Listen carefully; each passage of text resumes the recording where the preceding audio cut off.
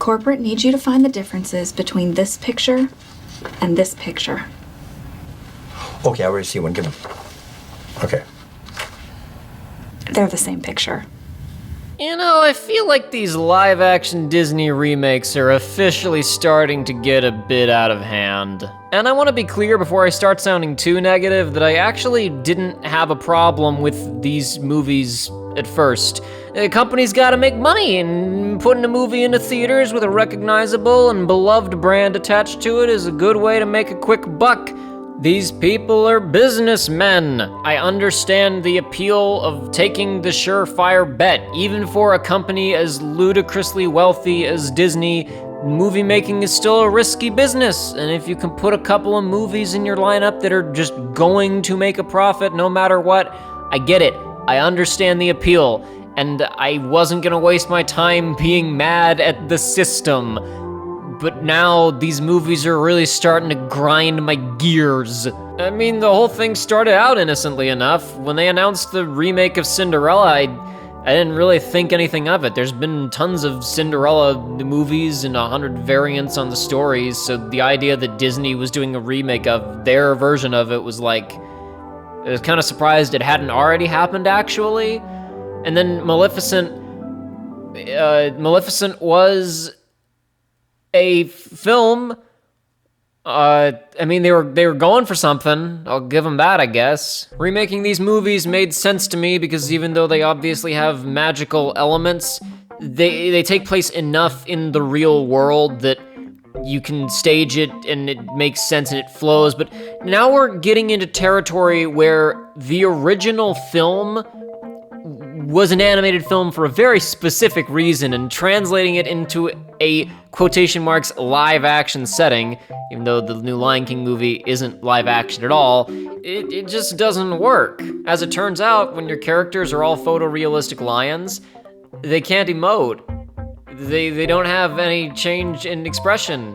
So Simba looks the same when he's just chatting with somebody as he does when, spoiler alert, his dad dies. And the reason that really, really annoys me is because this is just building into this stupid stigma surrounding animated films where it's socially unacceptable for adults to go and see a movie that doesn't at least pretend to be real. I say pretend because the two highest grossing films of all time are now Avengers Endgame and Avatar, which are about 70% and 95% animated respectively. So this Lion King movie is trying to milk nostalgia bucks out of jaded adults who are too mature to go see a cartoon, but can be emotionally manipulated into seeing a more socially acceptable live-action remake of a Disney film, even if it isn't really live action.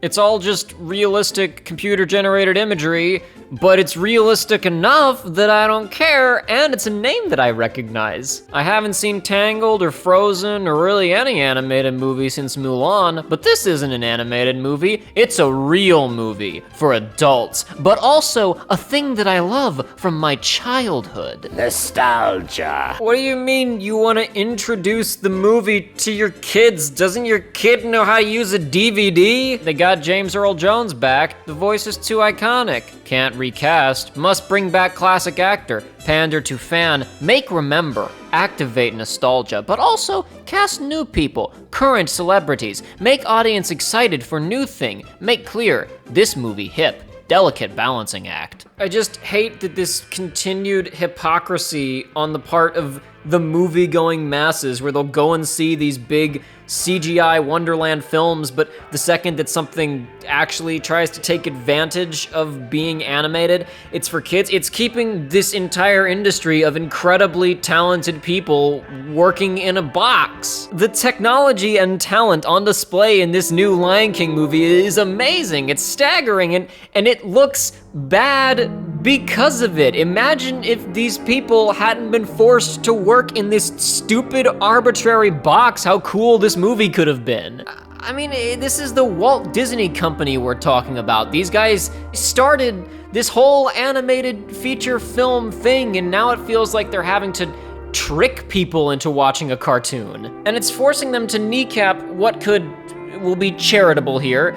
what could potentially be interesting takes on old stories by putting them in a format where the story doesn't work. Oh God. A Dumbo movie. There was a Dumbo remake. It just came out. It just came out like a couple of months ago, and I forgot about it. I'm forgetting about these movies faster than they can make them. This is actually a perfect point of comparison, though, because, I mean, in the original Dumbo, the humans didn't matter at all, and in the new Dumbo, they're borderline the main characters. They're pretty much the entire cast, and this is an example of how much you have to change the story to make it work in the chosen format. Conversely, this Mulan remake, I mean, no, it's not out yet, but even though it looks like they're making a lot of changes, they aren't really changing the core storyline and what the movie is about and which character you're actually following through the story. They're just changing it from an action-adventure musical to a war story kung fu movie. This sounds like it could be something that feels meaningfully unique and different from the original film while also maintaining the story and the things that we like about the original,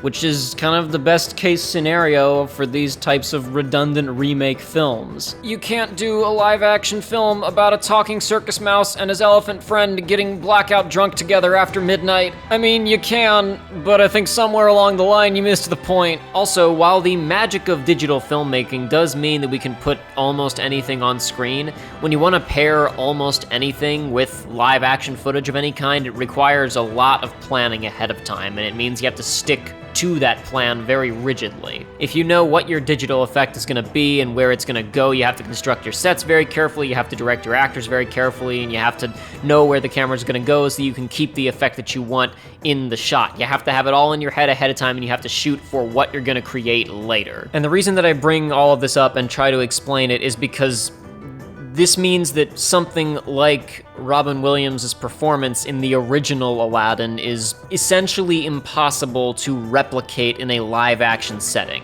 Now, animation is expensive, it's a very time-consuming process, and creating a minute of animated footage is a lot harder than just pointing a camera at an actor for a minute continuously. But the thing is that when Robin Williams starts riffing in the booth, starts doing a character or doing something that requires some kind of extreme, crazy visual representation, they can just draw it. And it costs essentially the same amount as just drawing the normal genie.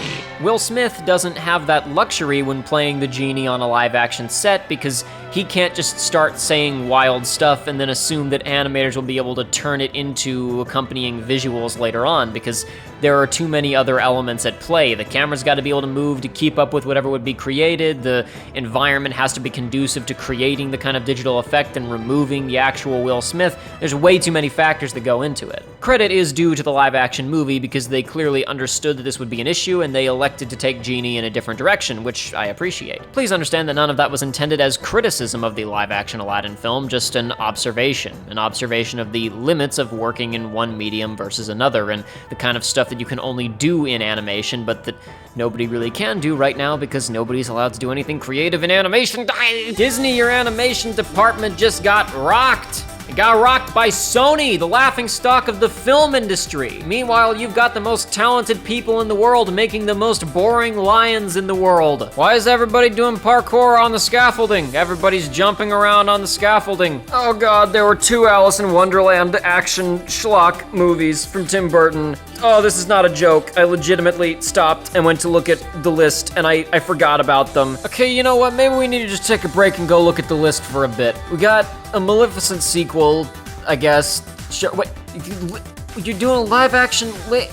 You're gonna do a live-action remake of Lady and the Tramp? What the frilla? Okay, that's technically the 3rd live-action remake of the 101 Dalmatians. Very good, very good. Live-action Hunchback of Notre Dame and Lilo and Stitch. Yep, that sounds just miserable. Oh goody, oh boy, a sequel to the live-action Jungle Book movie, which itself was already the 2nd live-action remake of the Jungle Book. No, seriously, the 2nd live-action remake of the Jungle Book from Disney. It's not a joke. They already did this one before. Wait, so they're doing a movie about Rose Red, Snow White's sister from the original Brothers Grimm fairy tale, but they're also doing a remake of Snow White and the Seven Dwarfs, like one of the most important movies ever made? What fresh hell is this? Oh boy.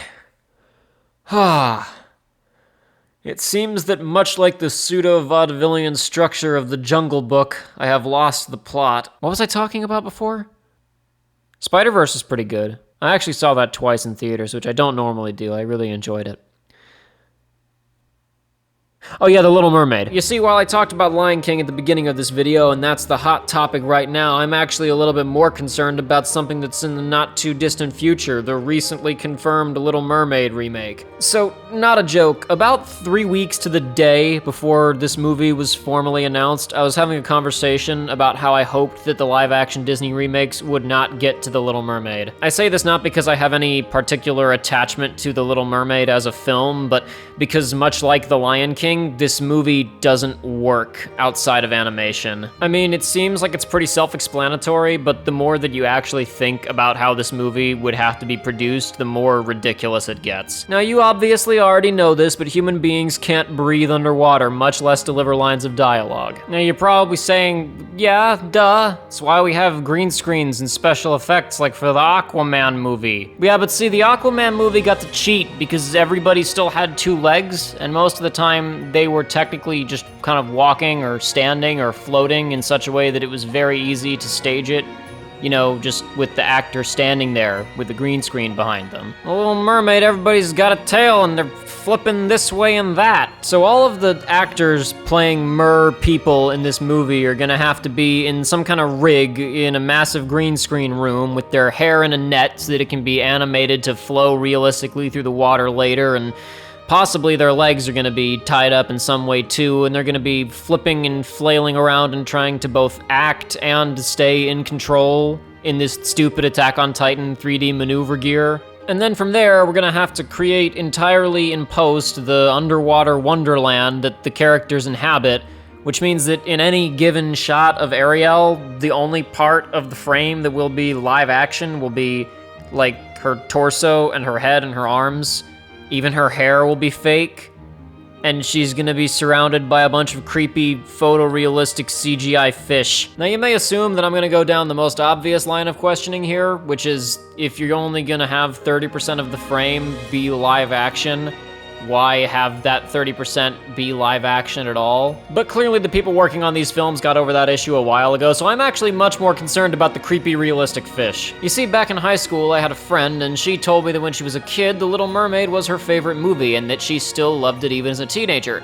This friend of mine also just so happened to have a severe case of ichthyophobia. It's the fear of, yeah, she's afraid of fish. She couldn't stand looking at fish because they're horrifying. If they stick with the realistic talking animal friends direction they've taken with all these other remakes, my friend literally will not be able to sit through this movie. I, for one, welcome our new photorealistic Sebastian overlords. No wonder Ariel wants to get to the surface so bad. This place is horrifying. Which then leads me to the hypothetical scenario where the people working on this movie are sitting around and they realize how difficult all of this is going to be to make and how uncomfortable it will be for both the actors and the audience, and then they decide, well, let's just set 60% of the movie on dry land and have Eric and Ariel fall in love over the course of a week instead of 3 days, and then we can say that we're woke. And I'm just sitting here thinking to myself, you know, you could have just made a cartoon. But no, cartoons aren't cool. They're for babies. Nobody wants to watch them. The Little Mermaid, more like Very Little Mermaid in this movie. Boom. I don't know, man. Animation is really interesting, and I feel like we've barely scratched the surface of its potential to tell all kinds of different stories, like period dramas where it would be too expensive to actually recreate period-accurate sets and buildings and stuff. And instead, we're taking stories that were already custom built for this medium and dragging them somewhere else. I really feel like at this point, Disney's marketing department can sell anything that isn't John Carter, so surely if they wanted people to watch a cartoon, they could convince an audience to do it. Anyway, that's it. That's my real problem. I'm not mad at capitalism or about Disney ruining my childhood or whatever else. I just wish they would use the tools that they have and the talent that they have to make interesting stuff and push the industry forward. I wish they would use their financial security and their legacy as the biggest home of animation in the world to do interesting stuff with animation and I feel like this Lion King movie and this hypothetical Little Mermaid movie are taking a step backward, not a step forward. Also, come on, you're doing a live-action remake of Lady and the Tramp. It's just a bunch of dogs.